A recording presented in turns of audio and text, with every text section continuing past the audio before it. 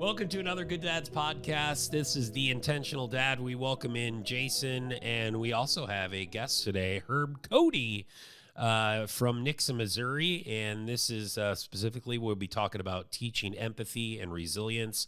But Herb, why don't you tell us a little bit about yourself? You're, of course, a dad. Yeah.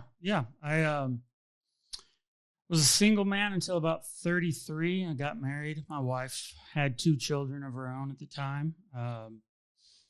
Alex and Leah, and then we had a biological child, little Herbie. Herbie is Herbert the 6th. Oh, wow. 5th. Yes. So Herb, you're the 5th. You're gonna keep it going. Yep. Hopefully he'll keep it going. Okay. Yeah. The 6th. Yeah. Do you put a Roman numeral after it? I'm V and he's VI. Really? Yeah. That's awesome. Yeah. Yeah, I just go by 6. I would just be like, so what's your name? I'm 6. Yeah. Well, Wait, what? Any type of sports or athletic jersey he gets, he always wants to be number 6. There you go. For Stan Musial. Yeah, Stan. The greatest St. Louis Cardinal of all time. Yeah. Always have to throw in baseball. That's good. Hey, we got our passions. Everyone has their passions. Awesome. Well, you were also one of our Dads of the Year in 2024. Yeah. And your wife nominated you. Yeah. Will you tell us a little bit about that experience? Were you surprised? Definitely. Yeah. Yeah, it was pretty cool. I got to go to the dinner. It was awesome. My son, I think, actually nominated me. I was surprised. A lot of cool things that were said about me, which may or may not be true. But yeah, it was a fun time, fun night. Like I think we've said in a lot of this, we're not interviewing perfect dads, right? We're interviewing dads that have been intentional in some space and said, hey, I might not know how to show up, but I'm going to be here. I'm going to kind of be in that space. I think everyone we've talked through is like they're doing something unique. So like put your head in Herbie's mindset, your son, and your wife's mindset. What were some things that like you feel like, hey, you're here for empathy and resilience? Like tell us a little bit of your story on how we might be having that conversation around that. My wife was in a crazy car accident. She suffered a traumatic brain injury. My oldest was 12 at the time. My middle child was 10, 11, and Herbie was 4 going on 5 at the time. So it was definitely a learning experience for me, and just trying to be there for them, trying to be mom and dad, and take care of her as she recovered from this traumatic brain injury. I couldn't tell you what I did. I was just in the moment, try to be there for them, do what I could for them, whatever they needed. It's almost kind of like survival mode. Yeah. It's day to day. Yeah, absolutely. You're not even thinking about what's happening about that. It's how you're doing in the moment and then how you're going to get through the day with your family, right? Sure. And different things come up and you just tackle them one day at a time.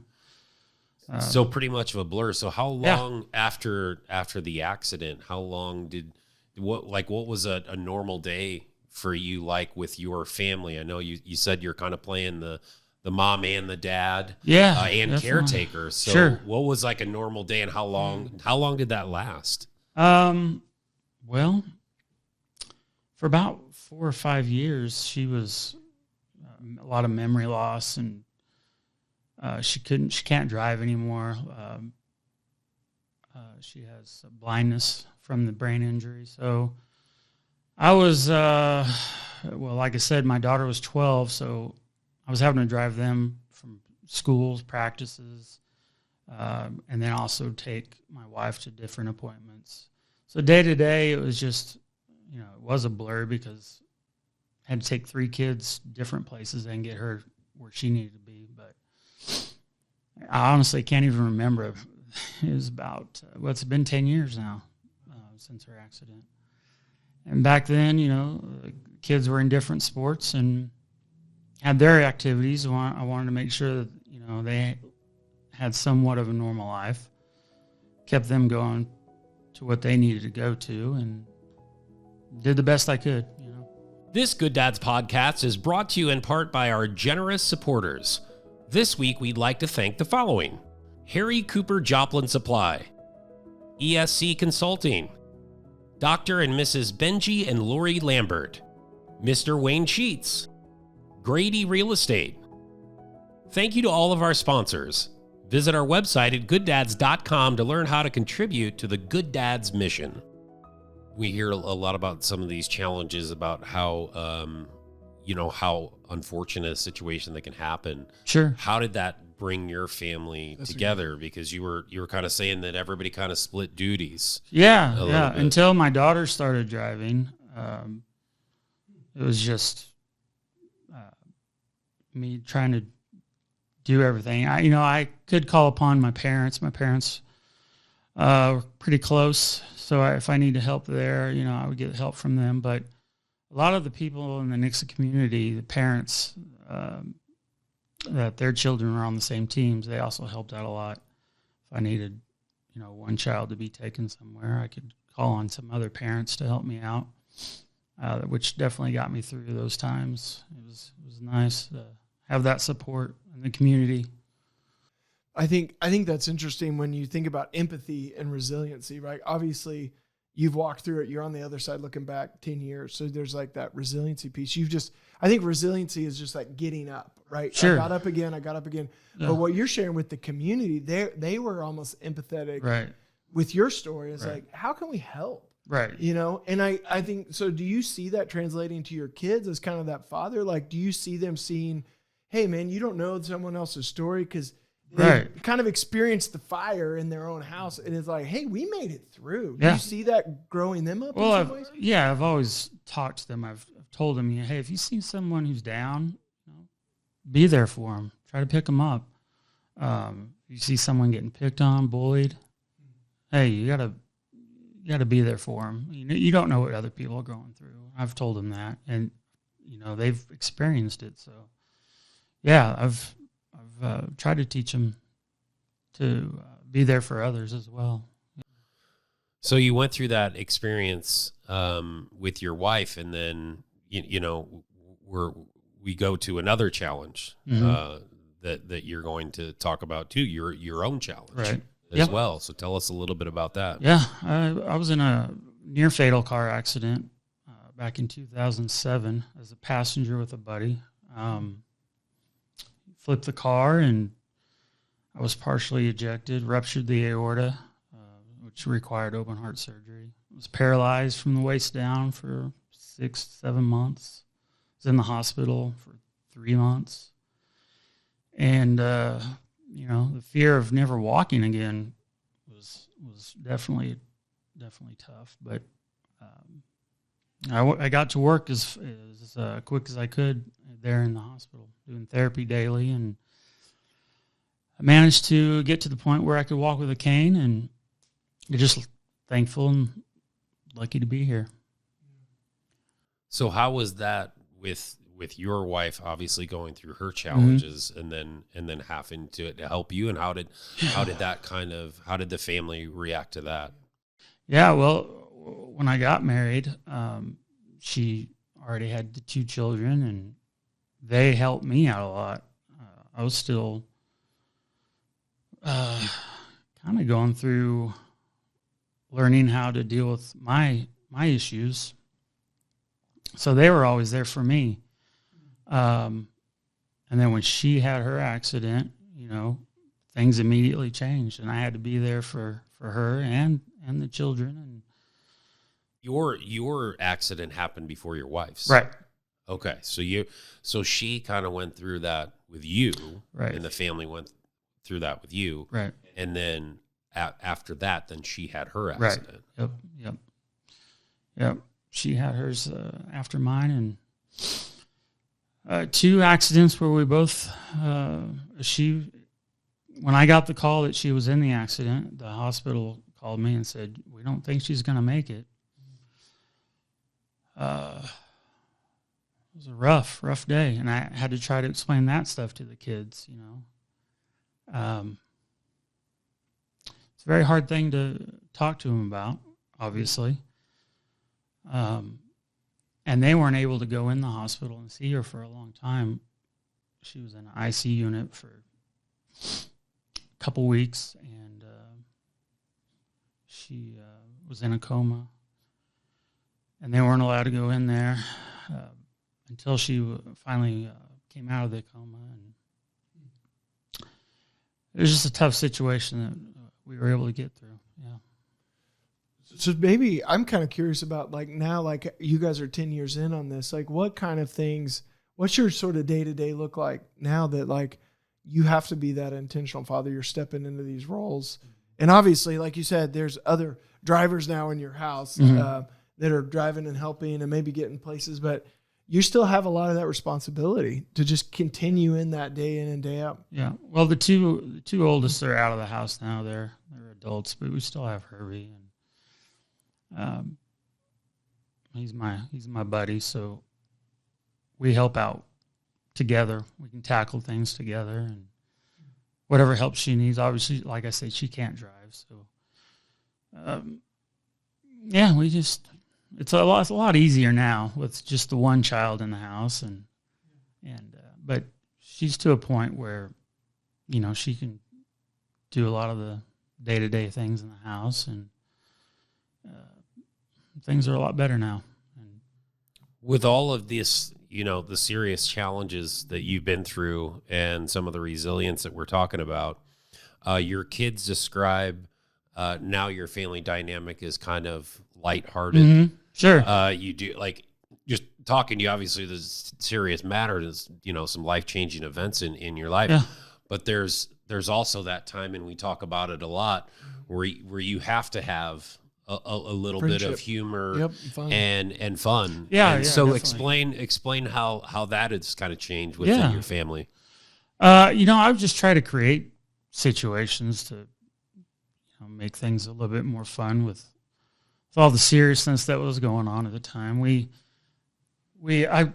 put together a like a chef jacket and stuff like that. We had Herb-achi nights.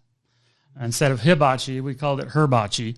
I got the hat with said Herb-achi on it, and get the grill out, and you know, I would try to do the hibachi stuff on the grill and just, you know, make it fun for the whole family. We'd sit around and You do the onions? oh yeah, we did. You did with the volcano. We did the volcano. The volcano onions. We did the volcano. Yeah. You flip the egg. Yeah, I got a bottle and acted like it was sake, and I would say, "You guys want some sake?" And I'd start spraying the kids with the bottle, and it was fun. It's a fun time. We got some good videos, good laughs from that, stuff like that. You know, just try to keep things as fun and positive as possible going through those rough times. Yeah, I think, like, when I think about resiliency, I think about just that willingness to keep going and just stepping into that. So what helped encourage you? Because I think even, you know, somebody listening in or another dad that's like, I never had that, like, where people, you know, long periods of traumatic brain injury or injuries like that. But how did you just keep going in those time and space just to continue? And how have you seen that apply to your kids too? I just had to. You just had to keep going for the kids. So there wasn't really any question of, you know, you just had to. And I think the kids have seen that. Just something they learn by example, you know. Yeah. Dad was there for us, and he was there for Mom, and it's just hopefully they got that, you know. I think even that stick-to-itiveness, right? I mean, you know, you have to, but like what you even said there, I heard you say, I had to be there for them. Like, there's a higher kind of like a level of, like, it's not about me anymore. It's about her. Mm-hmm. It's about these kids. Like, so you just become that servant. The empathy's there. Like, I'm going to step into that space. I don't know what she's going through, but, you know, empathy means you show up. Yeah. I mean, I had my own accident, and my family was there for me. You know, my mom stayed in the hospital with me for months. I had a couple friends that stayed right next to me in the hospital for months. So, you know, got that from my family and friends, so I knew how to do the same for my family. Yeah, pay it forward. Yeah, absolutely. So as we kind of look back at the intentional dad, this is what we do with Jason. In this one specifically, you mentioned teaching empathy and resilience. Is there anything else that you would like to say just to us as dads or anyone else? Obviously, you've been through some challenges, but what I love, on the other side of that, what I love is that you are intentional about, making light of days that are very, very, that we can be grateful about, like sure. Awesome days where you get through that to enjoy some of the better days ahead of you. Yeah. So is that kind of something that you would kind of instill onto other dads as well? Yeah, absolutely. You just want to be there for your kids. Nobody's perfect. You don't know. I didn't know what to say. There's no book that says, hey, this is what you should do in these times, but just be there for them, be an ear, listen. For any dad out there, I would just say, just be there. Because, and like in my situation, my life could have ended just like that. And you never know, you never know when life could end.